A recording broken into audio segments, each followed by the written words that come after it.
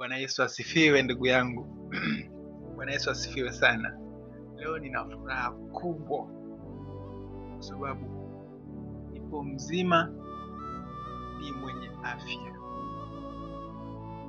Inatustahili kumrudishia Mungu sifa na shukrani, kwa sababu wapo wengi ambao nao walipanga na kutegemea leo kutimiza mipango yao, lakini sivyo mipango ya Mungu inavyoenda kama tupangavyo sisi. Kwa hiyo ya kustahili kumshukuru Mungu. Somo la leo linasema okoka, maana ufalme wa Mungu umekaribia. Utangulizi, kipengele namba 1. Kila kizazi kimepewa nafasi ya kusikia ujumbe wa wokovu. Leo Mungu anasema nasi kama alivyosema tangu mwanzo kupitia kwa manabii na zaidi kupitia kwa Yesu Kristo mwenyewe. Tubuni, maana ufalme wa mbinguni umekaribia. Mathayo 4:17.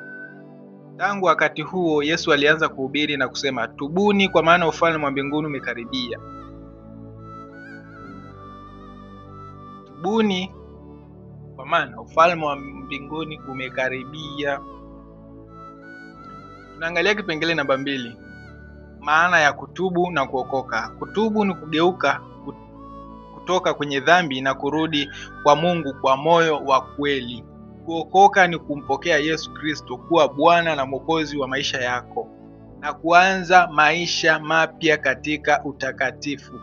Matendo ya Mitume 3:19. Tubuni basi mgeuke ili dhambi zenu zifutwe, zipate kuja nyakati za kuburudishwa kwake Bwana. Hizo ni ahadi tunapewa na Mwenyezi Mungu. Tubuni, kuna siku inakuja. Tubu leo mpendwa. Angalia Yohana 3:3.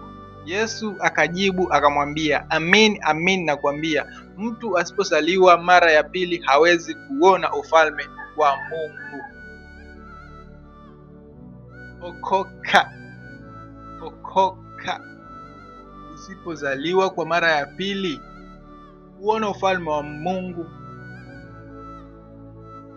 0.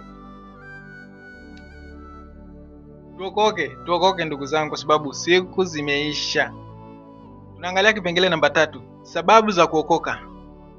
Dhambi hututenga na Mungu, na ndio maana watu wanatakiwa waokoke.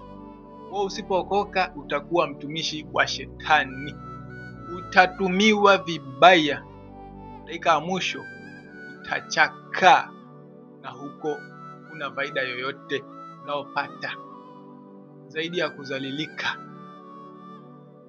Katana na vishawishi vya shetani. Katana na kila tamaa inayokujia mbele ya macho yako. Kimbia. Isaya 59:2. Lakini maovu yenu yamewatenga ninyi na Mungu wenu.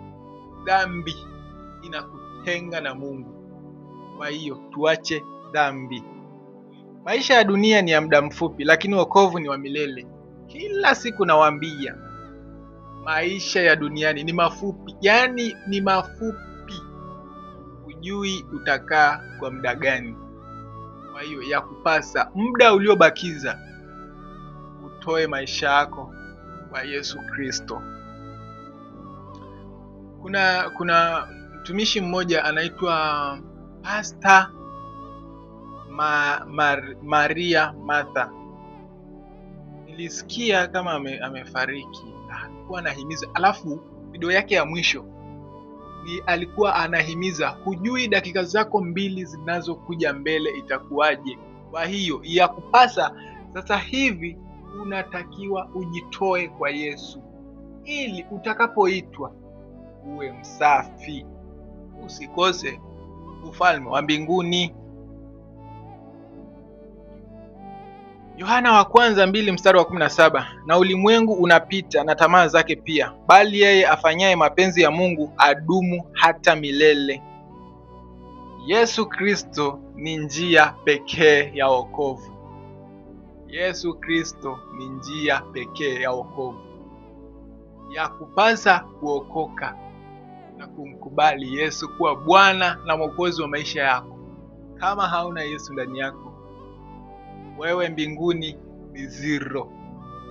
Mkubali Yesu leo mpendwa. Yohana 14:6.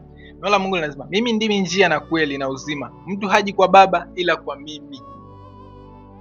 Yaani uwezi ukamkataa Yesu ukasema utaenda mbinguni. Uwezi ukakufuru jina la Yesu, ukamdhihaki Mungu alafu ukasema utaenda mbinguni. Never.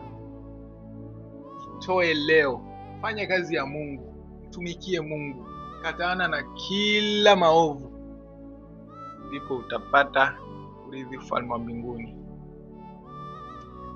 Sikiliza hiyo, mimi ndimi njia na kweli na uzima, mtu haji kwa Baba ila kwa mimi.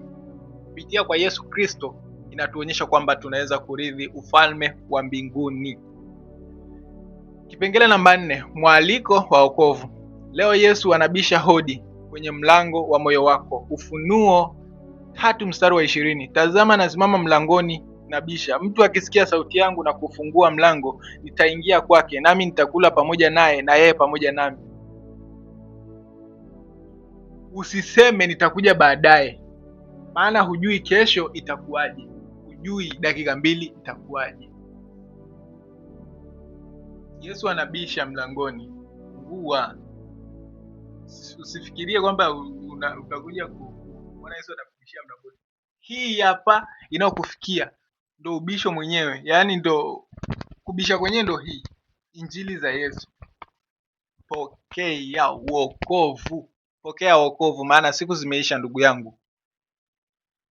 Tunaangalia Wakorintho wa pili 6:2. Tazama wakati unaokubalika ndio sasa, tazama siku ya wokovu ndio sasa.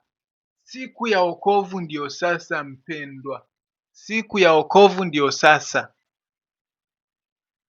jamani, siku ya wokovu ndio sasa, sio kesho wala kesho kutwa wala, yaani utakavyoamua sasa hivi kuokoka, wewe ndo ushatengana na dhambi kabisa. Tubu, yaani usione kwamba umetenda dhambi kiasi gani kwamba mimi bana sitasamehewa, nia yako ndiyo itakao kuponya. Ukiamua kujitoa katika roho na kweli kumrudia Mungu, utaponywa, kwa sababu Isaya 1:18, hiyo mstari huwa inanifariji sana. Neno la Mungu linasema dhambi zako sijapokuwa nyekundu hata kama damu, sijapokuwa nyekundu kama bendera, zitakuwa safi, zitakuwa safi kama theluji, zitakuwa safi sana. Kwa hiyo vyovyote ulivyomtenda Mungu dhambi, huenda kwa vishawishi, kwa tamaa, ukimrudia Yesu, ni mwingi wa huruma, ni mwenye huruma, fadhili zake ni za milele. Yaani yeye akikupokea ni amekupokea, haina ile ya kwetu sisi ya kusema sijui nimsamehe, yaani ukishasamehewa na Mwokozi ndio umesamehewa. Haya, hitimisho. Wokovu, hiyo ni kipengele namba 5 ambapo ndio hitimisho. Wokovu ni zawadi, lakini lazima ukubali kwa imani. Yesu yuko tayari kukusamehe, kukukataza na kukupa maisha mapya. Leo ni siku yako, okoka, maana ufalme wa Mungu umekaribia. Marko 16:16, aminie na kubatizwa ataokoka, asiyeamini atahukumiwa. Bwana Yesu asifiwe. Asiyeamini atahukumiwa, asiyeamini atahukumiwa.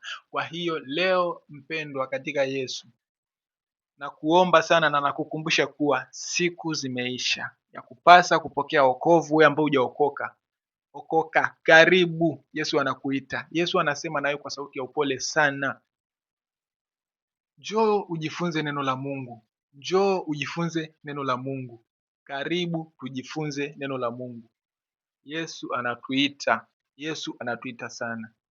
Nawakaribisha wote na Mungu awabariki katika jina la Yesu. Amen.